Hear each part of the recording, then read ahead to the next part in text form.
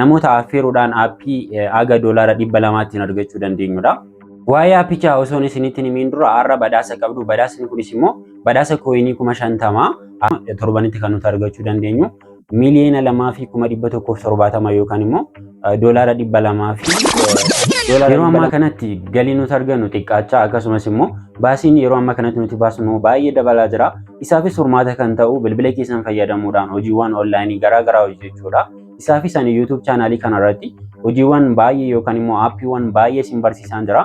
Namoonni aappiiwwan kanan argin jirtan ammas gara jalaatti scroll gochuudhaan aappiiwwan kanneen jalqabuu dandeessu. Har'as aappii agaa irratti ani dhaga'ee hojjechuu dhiisuun koo na gaabbisiisu tokkoon isinii qabadee dhufe.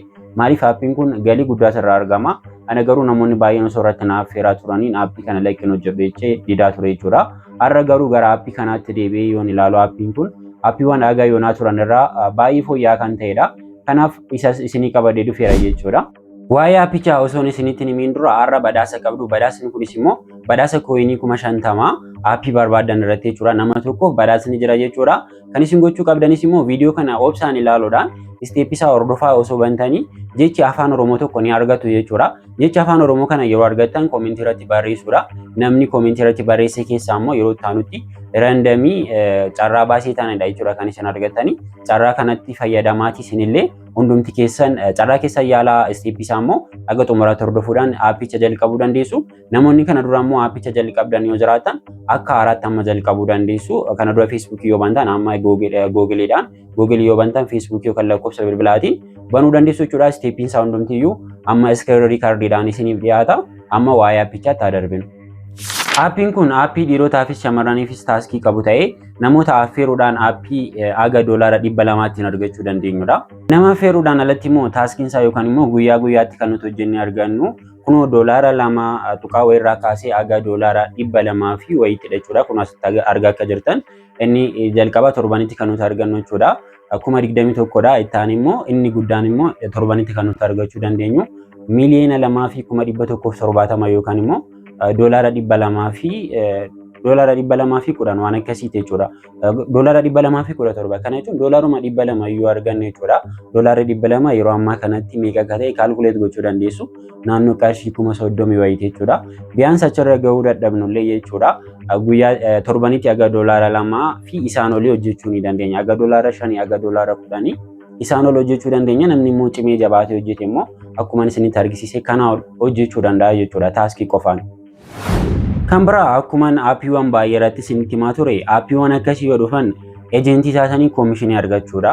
Ejentii koomishiniin isaa ammoo aappiin kun aappiiwwan suuraa wajjin wal fakkaata. Parsantii aga parsantii 20tti jechuudha.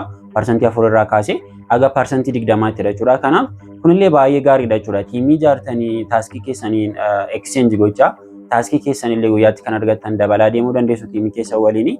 Isinillee galiin keessan galii guddaa akka ta'u kan taaskii malee jechuudha. Ejentii koomishiniin keessan immoo dabalataan kan isin argattan waan ta'eef innillee akka galii guddaatti ilaaluu qabdu jechuudha. Kanaaf pilaatfoormiin kun pilaatfoormiiwwan aga yoonaa turan irraa baay'ee ariifii kan ta'ee fi shamarraniif immoo kana nama isinitti dhiiraafis shamarraniifis wal fakkaataadhaan kan argattanidha.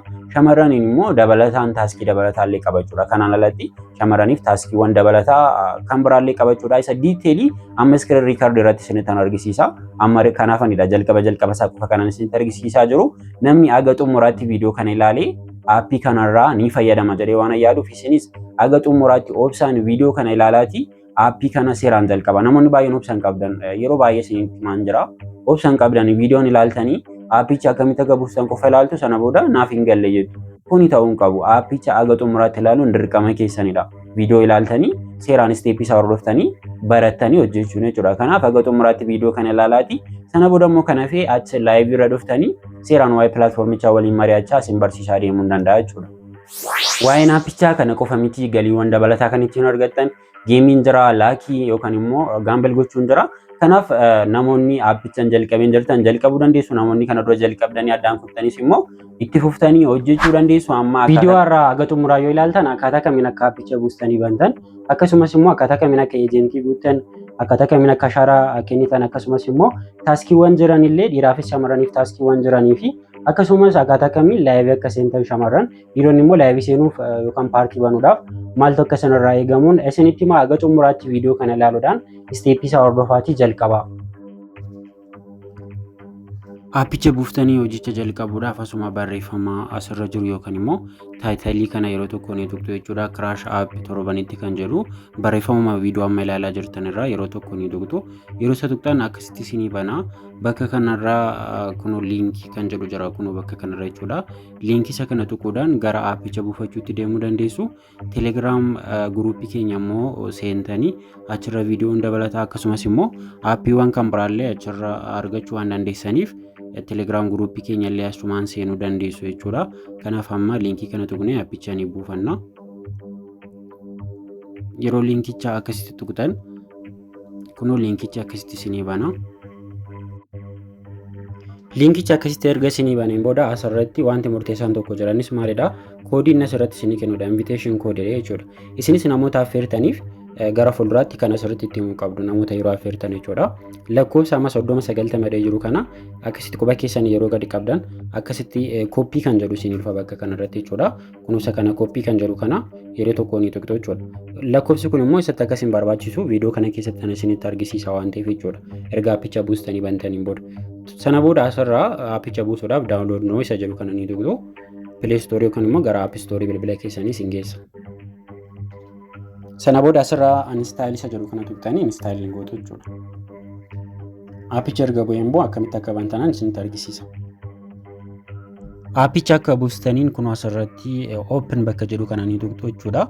Akka bilbila keessan irratti bu'een yeroo isa tuqxan asirratti filannoowwan lama qabdu. Gubbaa kanarraa filannoo lama, sana booda immoo jala kanarraa filannoo sadaffaan jira jechuudha. Filannoo lamaan jiranis inni tokkoffaa connecting with Facebook jedhuun Facebookiidhaan banuu dandeessu jechuudha.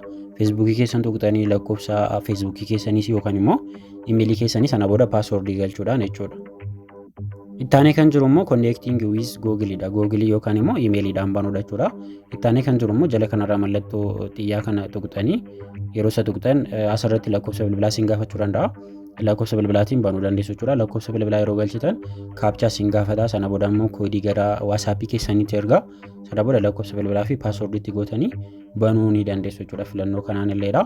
Kanaaf amma Googleedhaan banee yookaan immoo imeeliidhaan baneen isinitti argisiisa. Isaafis immoo connecting with Google isa jedhu kanan tuqa. Namoonni kana dura bantanii immoo aappicha kana dura bantanii itti fayyadamaan turre amma akka haaraatti banuu dandeessu. Innis yookaan Facebookiidhaan yookaan immoo lakkoofsa bilbilaatiin akka haaraatti bantanii aappicha akka haaraatti jalqabdanii hojjechuu dandeessu jechuudha. Kanaaf amma connecting with Google isa jedhu kanan tuqa. Yeroo tuqxan gara imeelii keessan isin fudhata jechuudha. Imeelii bilbila keessan irra jiru isinii fida. Imeelii keessan tokko isaa ni filattu jechuudha. Imeeliidhaan banuuf jechuudha. Akkuma isinitti hime namoonni kana dura bantan immoo Facebookii filachuu dandeessu. Ani amma imeelii koo tokko isaa nan filadha. Imeelii keessan erga filattaniin booda haala kanaan isinii fida. Imeelii keessan haa ta'u, Facebookii keessan haa ta'u, lakkoofsa bilbilaa haa ta'u, erga filattanii itti galfattaniin booda akkasitti isinii fida.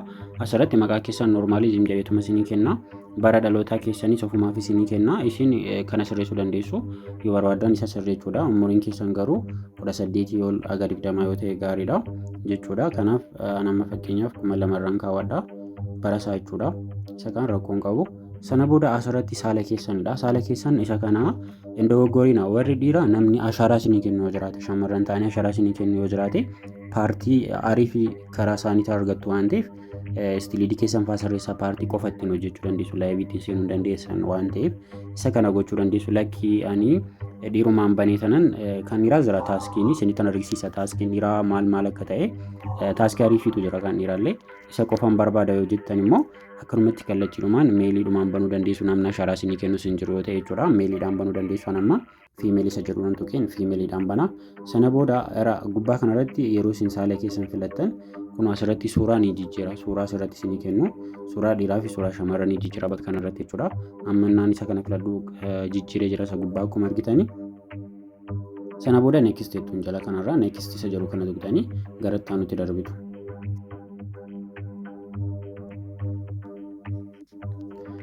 Kunoo next yeroo jettan biyyuma jirtaniin riijinii isaa ofumaafis irra isinii ka'a. Biyyoota biraa kan jirtan taaskiin isaallee ariifidha. Sana booda asirratti weelkaam jedhee kolleektinoo kan jedhu waan akkasii isinii fida jechuudha. Erga bantaniin booda wanti murteessaan isin gochuu qabdan iskiriinii keessan irra osoo jirtanii ta'uu danda'a, ejentii guutuuf osoo deemtanii ta'uu danda'a, garuu seekendii muraasa yookaan daqiiqaa tokko boodas ta'uu danda'a, wanti akkasii isinii dhufuu danda'a. Kunoo kana amman isinitti argisiisaa jiru bind the inviter jedhee barreeffamni akkasii isinii dhufuu danda'a. Kan biraas wantoonni kan biraa gubbaarratti isa malee dhufuu danda'u. Isaan eegsii dandeessu gochuu dandeessu, garuu bind the inviter isa jedhu kana kunoo barreeffama kana keessattuu kunoo lakkoofsi sa'aatii 2 haaru kan jedhu wanta irra jiru jechuudha. Yoo isinii dhufe isa kanarra hin darbina. Kun jechuudha bind inviter inni jedhu kuni kana namatti maree isinitti argisiisaa jiru kun yoo dhufe irra hin darbina. Bakka kanarratti ID kana barreessitu kun ID nama anas irratti barreessu yookaan iskiriinii irratti kaa'ee barreessitanii cheekeettuun ID sana yeroo barreessitanii cheekee gootan daanii jedhee isinii dhufa. Asirratti daadii jedhee dhufuu danda'a. Kun amma yeroon isinitti argisiisu garuu yeroo sana daanii jedhee dhufa. Edit waan hin godhiniif tureefidha maqaa kan daadii jedhee dhufe. Isin biratti garuu daanii jedhee dhufa. Sana booda erga inni daanii jedhee isin bira dhufee booda maal gootu jechuudha. Jalarraa cheek kan jedhu jira. Cheekii sana tuqxanii sana booda ammas deebi'ee konfirmii gootu jechuudha. Innaa namoonni kun isinii dhufe hundumtiyyuu piliis eeksii gootan irra hin darbinaa. Isinillee namoota affeertaniif kana gochuu qabu. ID kan keessan waliin argituu fi jalqaba isinitti argisiin ture ID kan keessan koppii akka gochuu qabdanii. Maaliif kanaaf isin gargaara waan ta'eefidha jechuudha. Isinillee yeroo nama affeertan ID keessan koppii gochuu qabu. Sana booda immoo yeroo barreeffamni akkasii iskiriin irratti dhufeef tuqanii ID kan keessan galchanii konfirmii isiniif gochuu qabu jechuudha. Kan invaayitii isin bira dhufaa jechuudha. Innaa kana gochuun dagatiin hundumti keessanuu. Wantoonni isin of eeggannoo gochuu qabdan namoota baay'eetu invaayitii isin godha ejentii jalatti jechuudha. Isa kana jechuudha kun as keessa miseejii keessatti namoonni baay'een kun asirratti miseejiin isinii dhufa. Miseejiin nama baay'een fakkeenyaaf zeeddi kan jedhu miseejiin naa dhufeera jechuudha. Miseejii kana akkasitti goocheek kan jedhu kana tuqxanii agaree yoo gootan jechuudha goocheek amma callistanii nama hin taane jala galuu dandeessu. Isinittan argisiisa of eeggannoo akka gootaniifidha jechuudha. Isinis of eeggannoo kana gochuu qabdu maaliif boru namoonni baay'een invaayitii gochuu danda'u waan ta'eef jechuudha. Kunoo mallattoo akkasii isinii fida maqaa nama sana waliin keessattuu ammatti ijoolleen baay'een faranjoota jala galaa jiru. Kanaaf mallattoo raayitii kanan tuqeenaan isiniin jedha. Kan biraa aappicha irratti kan isin gochuu qabdan erga buuftanii jalqabdaniin booda mii kan jedhu tuqxanii profaayilii keessan jala galtanii jechuudha. Jalqaba ejentii guutuu qabdu jechuudha yookaan immoo ejentii ta'uu qabdu. Isaafis immoo bakka kanarraa kunoo asirra jechuudha join agency bakki jedhu jira. Isa yeroo tokko ni tuqxu. Isa erga tuqxaniin booda asirratti jechuudha bakka join agency jedhu kanarratti. Kunoo bakka kanarratti duraan isinitti himeen ture namoonni isin invaayitii godhan ejentii isaanii jalatti isin galmeessuuf yoo dhufan akkasitti isinii dhufuu qaba.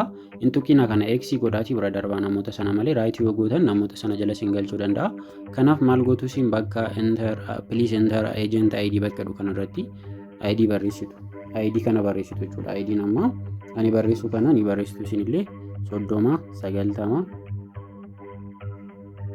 36 55 kan iskiriin irra jiru kana yookaan kana nani barreessa. Sana booda konfirmeetu. Sana booda apply to join kan jedhu kana tuqxu. Sana booda ammas waa'ee kanaa isinitti hima mirkaneeffatu jechuudha. Mirkaneessitu konfirmiisa jedhu kana tuqxu jechuudha. Sana booda meseejiin ana bira ni dhufa. Ana agiriisiin godhee sana hostii sin taasisaa. Sana booda immoo ejentii sin taasisaa jechuudha. Ergaan ani sin galmeesse yookaan immoo sin yeroo na ergitanii ana agiriisiin godheen booda immoo bakka kanarraa kun my agency kan jiru dhufa join agency kan jiru badee jechuudha. Ejentii jalatti galmaa'u keessan my agency kan jiru dhufa kun asirratti ejentii galmooftanii jirtu jechuudha.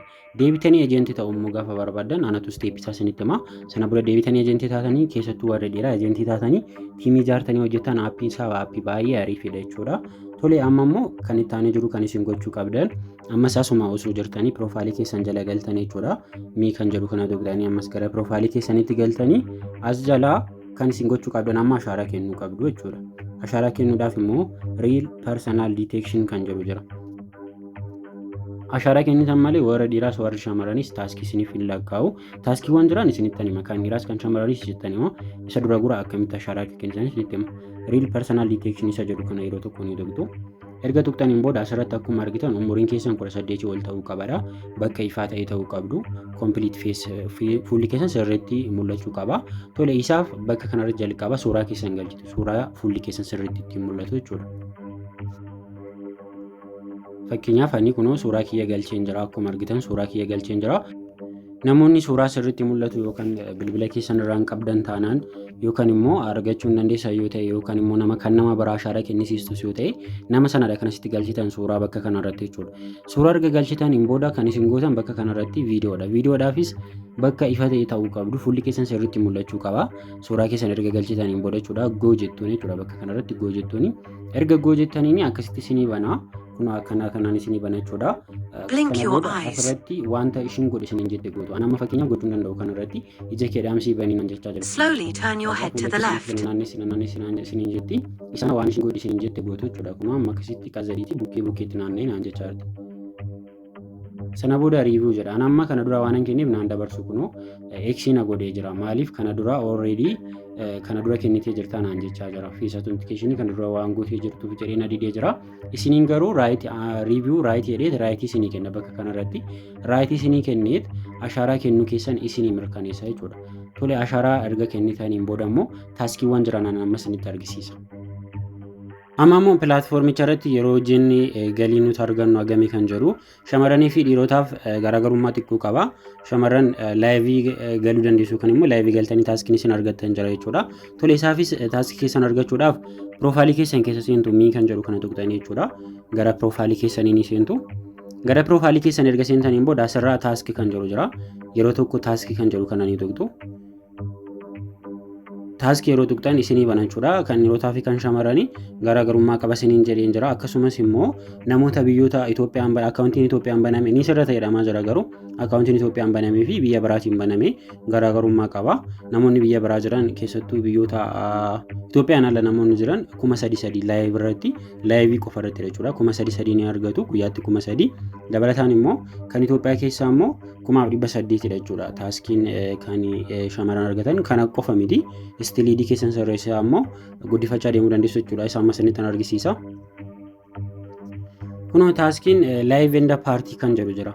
Taaskiin keenya guyyaa guyyaatti hojjennu kan keessatti argannu live and party kan jedhu kun jira jechuudha. Isa kana asirratti kunoo shamarran laayivii irra sa'aatii tokko teessanii 1,000 argattu. Warri dhiirotaa laayivii hin qabdan isiniin jedheen jira.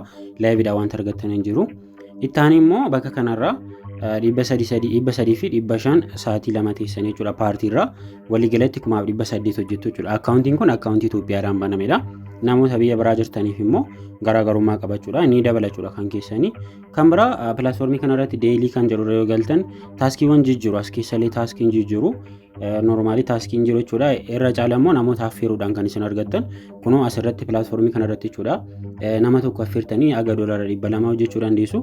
Nama affeeruudhaafis tokkoffaa suma keessaa suma kana tuqxanii goo kan jedhu kana tuqxanii jechuudha. Suma keessaa invite noo kan jedhu argattu isa kana jechuudha. Invite noo isa jedhu kana tuqxanii kooppii gootanii yookaan immoo kallattiidhaan nama sana erguudha. Namni sun bantaniin booda namni sun erga baneen booda isteepiin jalqaba yeroo jalqabdan aappicha buustan isinitti hime namni sun lakkoofsa ID keessanii guutuu qaba jechuudha.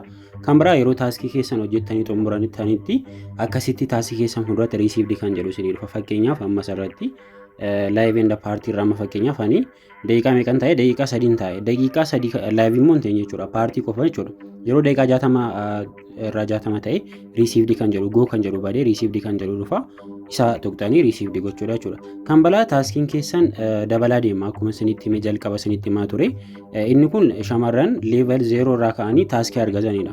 Gaafa level 1 irra ga'an shamarraniifis dhiiraafis taaskiin tokko ta'a. Laayivii hojjechuuf isinirraa eegamu paartii qofa hojjettanii jechuudha.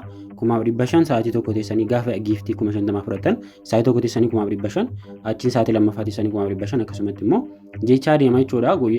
Aga 21 torbanitti hojjechuu dandeessu aga 51 jecha inni dhuma aga miiliyoona 1,170 exchange keessanii fi gaambeel irratti hundaa'a jechuudha. Inni jalqaba irra jiru gaambeelidha. Ittaan immoo exchange inni jalqaba irra jiru exchange ittaan immoo gaambeelidha. Giiftii ofii kennuu dandeessu pilaatfoormii kanarratti akka kan biraa miti. Geemii taphattanii ta'uu danda'a, gaambeel gootanii ta'uu danda'a. Tiimii yoo qabaattanis immoo exchange yeroo gootanitti giiftii dabalistanii ofii kennuu ni danda'ama jechuudha. Inni kan biraa immoo private video wanti jedhamu jira shamarranii fi innis immoo private yeroo isinii bilbilameetti asirratti jechuudha. Namoota waliin sa'aatii isin haasoftanii haga 10,000tti sa'aatii 2 namoota wajjin haasoftanii haga 10,000tti private videodhaan argachuu dandeessu jechuudha pilaatfoormii kanarraa. Kunis kan shamarraniiti. Kan dhiirota privateedhaan kan nuti argannu wanta guddaa miti jechuudha. Kaardiiwwan garaagaraati. Irra caala dhiironni asirratti istiliidii keessan guddistanii hojjechuudha kan isin fayyadu jechuudha. Tole taaksiin shamarranii kana fakkaata.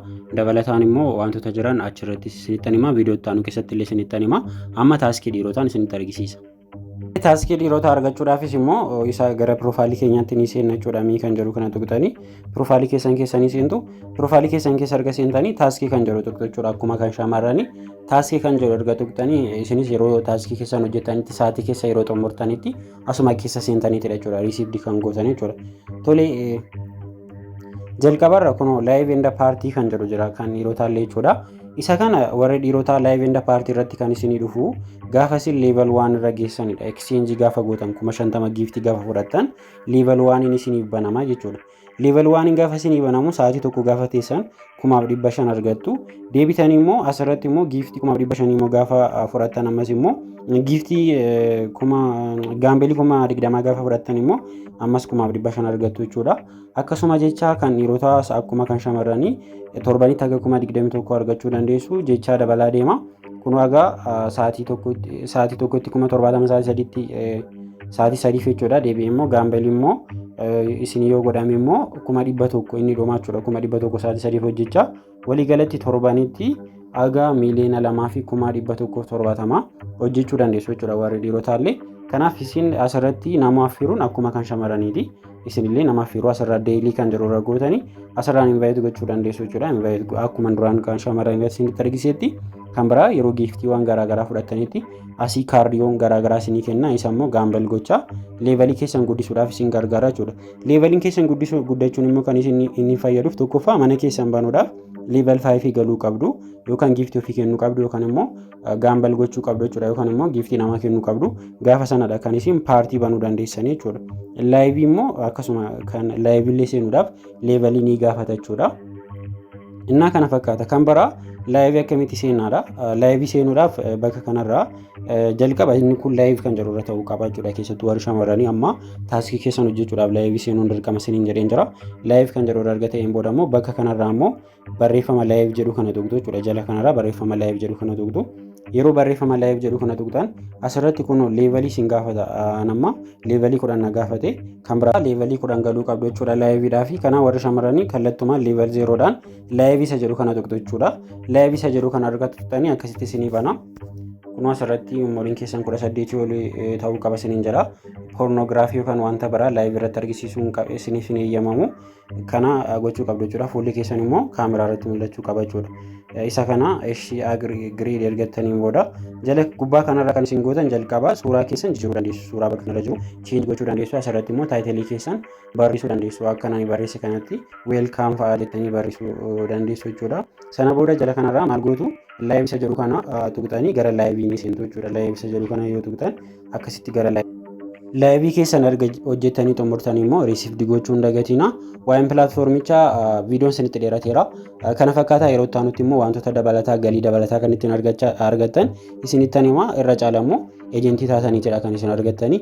Isaaf immoo ammumaa jalqabdanii ejentii ta'uu dandeessu. Achirratti dhuftanii na gaafachuu dandeessu. Hoostii kiyya warri taatan jechuudha. Ejentii isin taasisuu hin danda'a. Ejentii gaafa taatan immoo maal akka isinirraa eegamu immoo viidiyoo nan hojjedha. Ammasitti garuu dhuftanii na gaafachuu dandeessu. Namoonni sabiskiraayib hin godhin jirtan sabiskiraayib godhaa. Viidiyoo kana immoo laayik sheer gochuun dagatina. Galatooma.